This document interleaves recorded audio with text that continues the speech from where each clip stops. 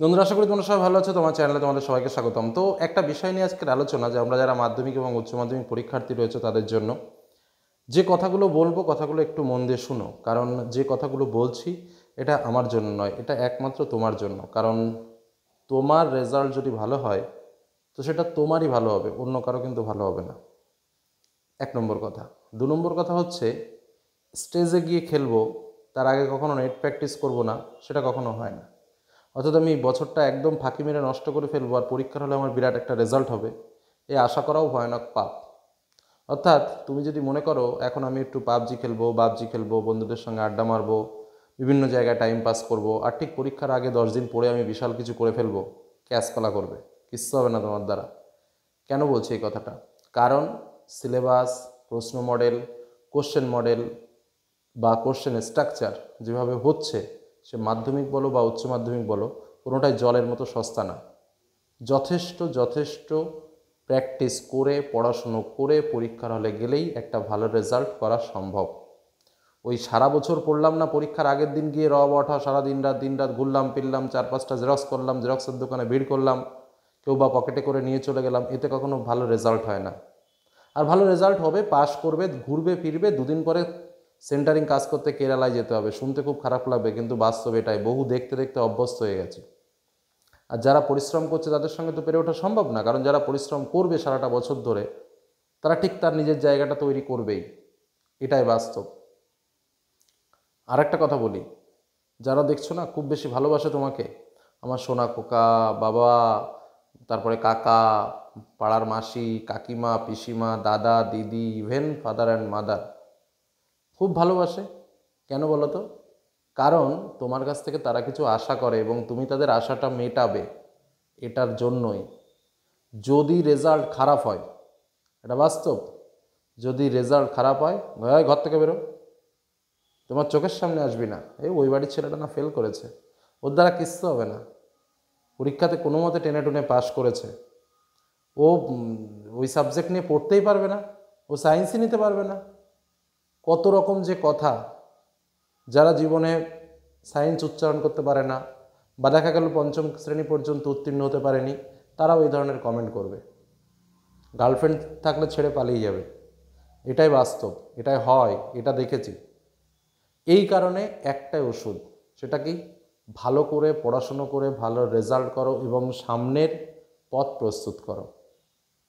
স্টেজে বসে ছক্কা মারবো, সারা বছর পড়বো না, এক রাত পড়ে আমি বিশাল কিছু করে ফেলবো, কিচ্ছুটি হবে না। ভালো কিছু করা সম্ভব নয়। শর্টকাট হয় না, এডুকেশনের কোনো শর্টকাট হয় না, তাহলে সবাই এডুকেশনে সাকসেসফুল হয়ে যেত। আর বর্তমান যে চাকরির মার্কেট, সেটা তোমরা খুব ভালো করেই জানো, আমি আর বলছি না এ বিষয়ে। যা পরিস্থিতি, চাকরি পাওয়ার দরকার নেই, মোটামুটি জ্ঞানের দিক থেকে তো নিজেকে শিক্ষিত করে তুলতে হবে, যেখানেই যাও না কেন। একটা দোকানে কাজ করতে গেলেও এখন অঙ্ক জানতে হয়, তো সেটুক জ্ঞানটা অন্তত দরকার। কি বললাম বোঝা গেল? আর উচ্চ মাধ্যমিকের তো বলার অপেক্ষা রাখে না। সিলেবাস তো জানো, 2025 সালের ক্যান্ডিডেট যারা রয়েছে তারা লাস্ট সিলেবাস, এরপরে আবার নতুন সিলেবাস আসছে। তোমরা যদি কোনো কারণে ফেল করে যাও, কেউ তোমাদের টেনে তোলার মতো থাকবে না। নতুনদের সিলেবাসের সঙ্গে, নতুন সিলেবাসের সঙ্গে পরীক্ষা দিতে হবে। মাধ্যমিকদের যা প্রশ্ন প্যাটার্ন হচ্ছে, বই খুঁটিয়ে খুঁটিয়ে প্রশ্ন আসছে, গভীর থেকে প্রশ্ন আসছে, প্রশ্ন লেখার প্যাটার্ন, সিলেবাস, কোন কোন জায়গা থেকে কিভাবে কি প্রশ্ন আসবে, এগুলো যদি ঠিকঠাক করে না বোঝো, তবে তোমরা কিভাবে লিখবে, কিভাবে উত্তর করবে, আর কখন বা পড়বে? নির্দিষ্ট টাইম করো, সুন্দর করে একটা রুটিন তৈরি করো, সেই রুটিন তৈরি করে পড়ো। যে সাবজেক্টকে ভয় পাও সেই সাবজেক্টকে বেশি করে পড়ো। বন্ধুদের একটু অন্য সাইডে সরিয়ে রাখো আপাতত। বেখাপ্পা বন্ধু মানে বন্ধু সব ভালো না, কিছু কিছু বন্ধু আছে, বল চল একসঙ্গে গিয়ে একটু আড্ডা মেরে আসি, আয় দুজন মিলে মোবাইলটা নিয়ে বসে একটু পাবজি খেলি। এই ধরনের বন্ধুদের থেকে একটু দূরে থাকো, তোমার মঙ্গল হবে, তোমার পরিবারের মঙ্গল হবে। শুনতে খুব খারাপ লাগবে, তাও বলছি, এই ধরনের বন্ধুদের থেকে একটু দূরে থাকো। কারণ এরা তোমার টাইমটাকে পুরোপুরি নষ্ট করে দিচ্ছে, তোমার জীবনটাকে পুরোপুরি নষ্ট করে দিচ্ছে, তুমি তো কাজকলা কিচ্ছু বুঝবে না। কি বললাম বোঝা গেল? কিন্তু ভেতর দিয়ে কলিজা আস্তে আস্তে লিভার নষ্ট হয়ে যাচ্ছে, এটা কিন্তু মাথায় রেখো। অর্থাৎ পড়াশোনাটার দিকে নজর দাও। পড়াশোনাটা যদি ঠিকঠাকভাবে না করো, কিচ্ছু হবে না, কেউ খেতে দেবে না। বন্ধুবান্ধব একদিন খাওয়াবে, দুদিন খাওয়াবে, 3 দিন খাওয়াবে, 4 দিনের দিন কেউ খাওয়াবে না। বাবা মা যাকে দেখতে পাচ্ছ বড় বড় অট্টালিকা রাজপ্রাসাদ করে, তোমার জন্য যদি রেখে যায়, ও ক্ষয় হতে বেশিক্ষণ লাগে না। কথায় আছে, বসে খেলে রাজার গোলাও দুদিনে শেষ হয়ে যায়। তুমি যদি নিজের পায়ে প্রতিষ্ঠিত না হতে পারো, বাবার যতই লাখ লাখ কোটি কোটি টাকা ব্যাংক ব্যালেন্স থাকুক না কেন, যদিও বা থাকে, তা ক্ষয় হতে বেশি দিন সময় লাগবে না। আর যদি না থাকে তাহলে তো ক্ষয় হবার প্রশ্নই নেই। কি বললাম বোঝা গেল? ওজন্য বলবো, প্রতিপত্তি নয়, অর্থ নয়, নিজেকে প্রলুব্ধ করো, নিজেকে জ্ঞানী করে তোলো, নিজে কিছু শেখো, নিজে কিছু বোঝো। যে জিনিস পড়তে ভালো লাগে না পড়ো, এখন টিচাররা হাতের কাছে আছে, টিচারদের কাছ থেকে বুঝে নাও। একটা জিনিস না বুঝতে পারলে একাধিক বই পড়ো, বারবার পড়ো, একবারের জায়গা 5 বার পড়ো, রিডিং পড়ো, বুঝে পড়ো, গল্পের ছলে পড়ো। যেটা বুঝতে পারছো না বুঝে নাও, আর যদি একদমই না বুঝতে পারো সেটাকে সাইডে রেখে পরের অংশ পড়ো, কিন্তু পড়তে থাকো। পড়াটাকে থামিয়ে দেওয়া যাবে না, পড়াটাকে থামালেই বিপদ, এটুকু কিন্তু মাথায় রাখো। অনেকে ভাববে যে স্যার কী বলছে, বন্ধুবান্ধব ত্যাগ করা যায় নাকি, বন্ধুবান্ধবের সঙ্গে ছাড়া থাকা যায় নাকি? হ্যাঁ, এটা ভাবতেই পারো, কিন্তু একটা কথা মনে রেখো, আজকে যে বয়সটা আছে আর ঠিক 4 বছর পরে এই কথাটা মাথায় রেখো, যে কটা বন্ধুবান্ধব আছে তার 20%ও থাকবে না। 20% তো অনেক বেশি বলে ফেললাম, 5%ও থাকবে না। সব দেখবা যে যার মতো, কে কোথায় কাজ করছে, তোমার আশেপাশে কেউ নেই। কি বললাম বোঝা গেল? তখন মনে পড়বে, ইস, ওই সময়টায় যদি আর একটু লেগে থাকতাম। আর কিছু বন্ধুবান্ধব দেখবে নিজের পায়ে দাঁড়িয়ে গেছে। কখনো বা এরকমও মনে হবে, ইস, আমার থেকে অনেক খারাপ ছিল ওই ছেলেটি আজকে এই জায়গা দাঁড়িয়ে আছে আর আমি এই জায়গা কিছুই করতে পারছি না। সেই দিন কিন্তু এই দুঃখটা পাবে। সেই দুঃখটা যাতে না পাও সেই জন্যই বলছি, নিজেকে প্রস্তুত করো।